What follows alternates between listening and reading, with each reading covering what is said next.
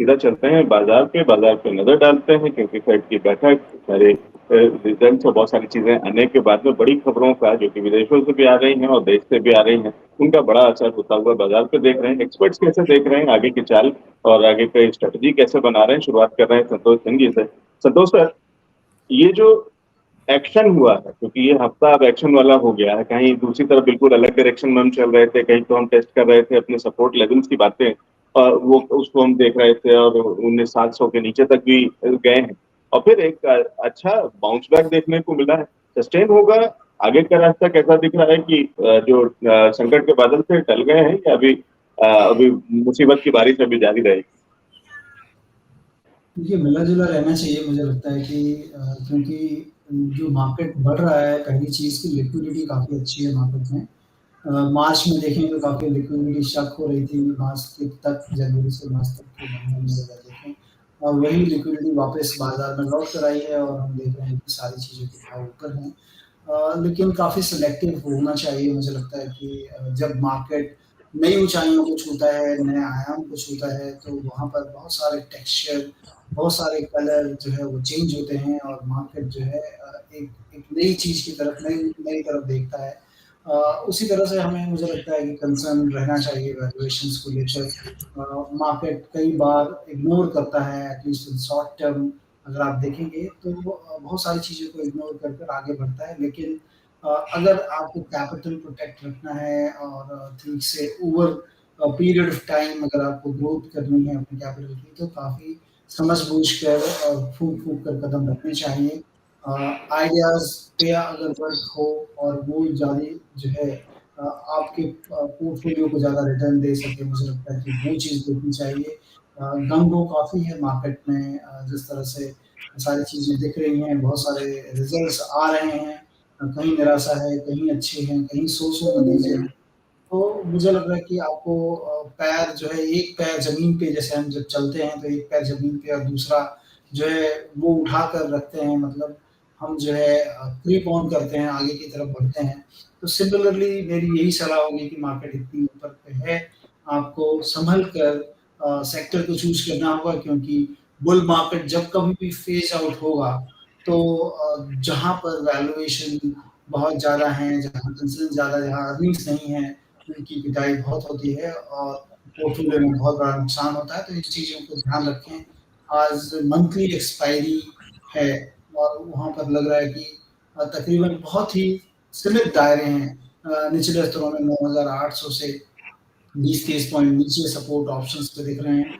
ऊपर में अगर आप देखें 19,900, 930-40, ये जो है दायरा है, बहुत ही सीमित दायरे हैं। लेकिन अर्निंग्स जो है, अर्निंग्स को लेकर मार्केट काफ़ी जो है और बहुत ज़्यादा नेगेटिव सरप्राइज़ेज़ नहीं रहे हैं, बारिंग सम कुछ कंपनियों के, जैसे आईटी सेक्टर की बड़ी कंपनियों के जो नतीजे हैं, वहाँ पर थोड़ी निराशा या फिर उनके आउटलुक में थोड़े चेंजेज़ देखने को मिल रहे हैं।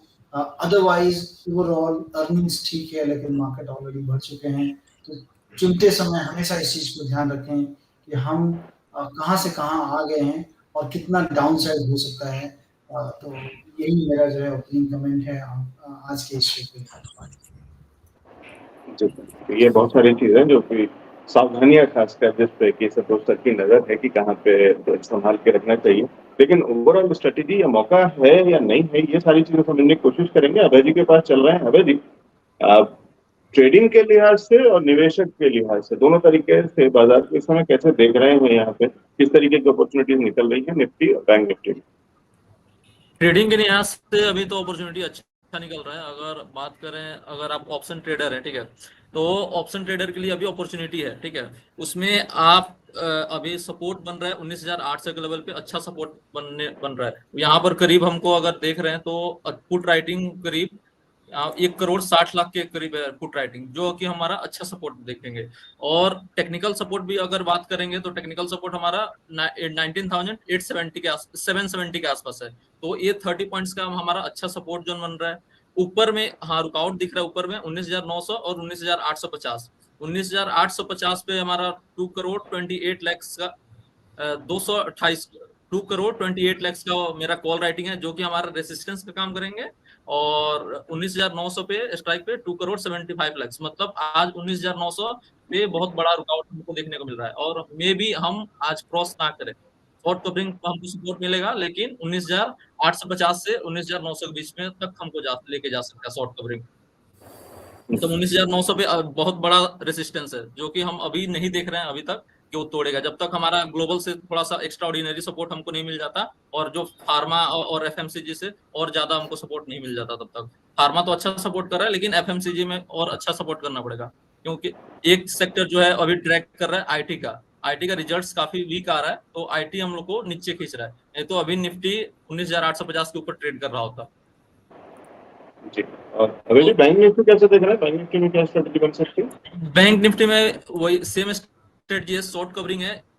एक रुकावट दिख रहा है बैंक निफ्टी में 46,300 और 46,000, मतलब 46,000 अगर 300 को ऊपर तोड़ेगा तो हमारा जो 46,300 का जो कॉल राइटर है वो ट्रैप हो जाएंगे, और हमको वो अच्छा शॉर्ट कवरिंग देंगे।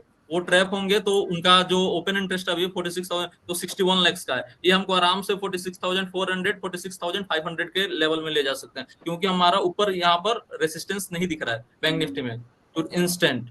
तो ये अगर लेवल्स तोड़ देंगे बैंक निफ्टी तो हमारा 46,500 के रेंज में लेके जाएगा मार्केट को। ये है दोनों में पुलिस levels अभी यहाँ पर ओपनिंग पे क्या लग रहा था, बैंक निफ्टी कमजोर लग रहा था, लेकिन अभी बैंक निफ्टी में अच्छा रिकवरी देखने को मिल रहा है, और ये यहाँ से अगर 46,300 के ऊपर जा रहा है तो जो 46,300 के कॉल राइटर वो ट्रैप होंगे और 46,500 तक लेके जा सकते हैं। ये है लेवल्स यहाँ पे नजर है, वैसे जी बता रहे हैं। विवेक सर, आपसे समझने की कोशिश कर रहा हूँ कि इस समय क्या सलाह दे रहे हैं निवेशकों को? क्या थोड़ा थोड़ा प्रॉफिट बुक कर लेना चाहिए इस ऊंचाई पे, या अभी चिंता की कोई बात नहीं, बने रहें और अभी और बड़े प्रॉफिट्स देखने को मिलेंगे? एलेक्स, इनफैक्ट पिछले शो में भी आपसे यही बात हो रही थी, तब मैंने यही बोला था कि हम लोग तो नेट सेलर्स हैं, और जैसे अभी दूसरी पहले सबसे स्टार्टिंग में बोल रहे थे कि जहाँ जहाँ आपको वैल्यूएशन कॉस्टली लग रहा है, जिस जिन पॉकेट्स में कॉस्टली लग रहा है वहाँ पे हम लोग प्रॉफिट बुक किए हैं। फॉर एग्जांपल बैंकिंग सेक्टर में भी कुछ जगह पे प्रॉफिट बुक किया, और कुछ दूसरी बैंक्स ले रहे हैं जो अभी तक ना या तो रैली नहीं करी है या फिर वैल्यूएशन आज के दिन ठीक लग रहा है।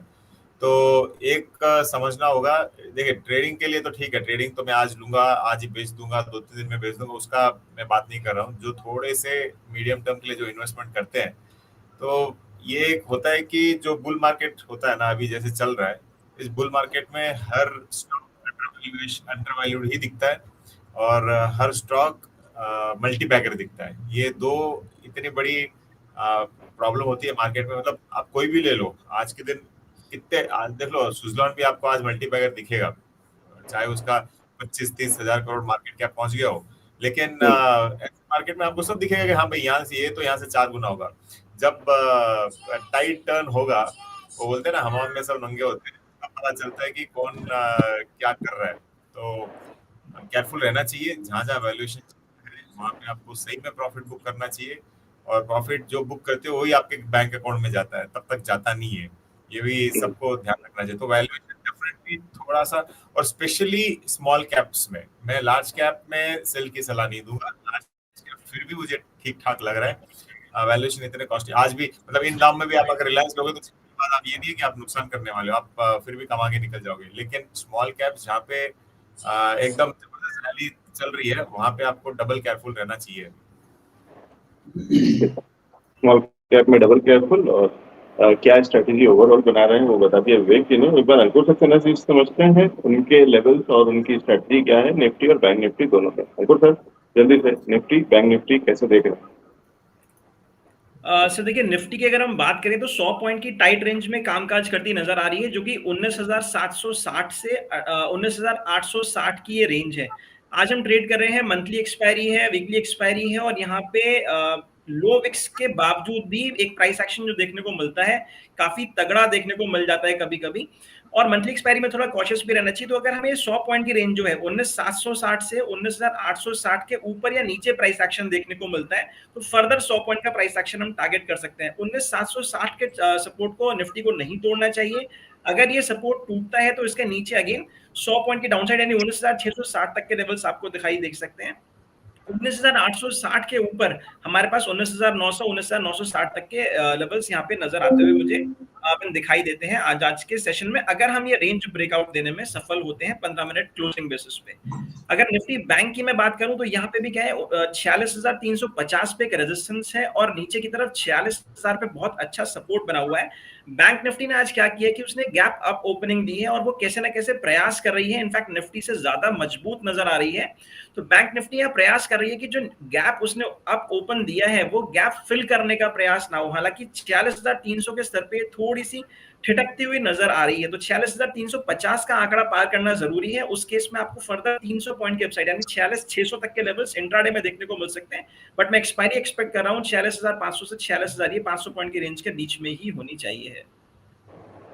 तो फिलहाल की बात करें तो बैंक निफ्टी कहीं ना कहीं लीडरशिप दिखा रहा है, 0.5% के आसपास की तेजी है और पूरे हफ्ते भर की जो कमजोरी थी उसको रिकवर कर लिया है बैंक निफ्टी में ने भी, और निफ्टी ने भी किया था थोड़ा सा कवर के बाद में थोड़ा रिप्लेसमेंट भी है, लेकिन वो सारी चीजें चलती रहेंगी, ये फ्लक्चुएशन जाते रहते हैं।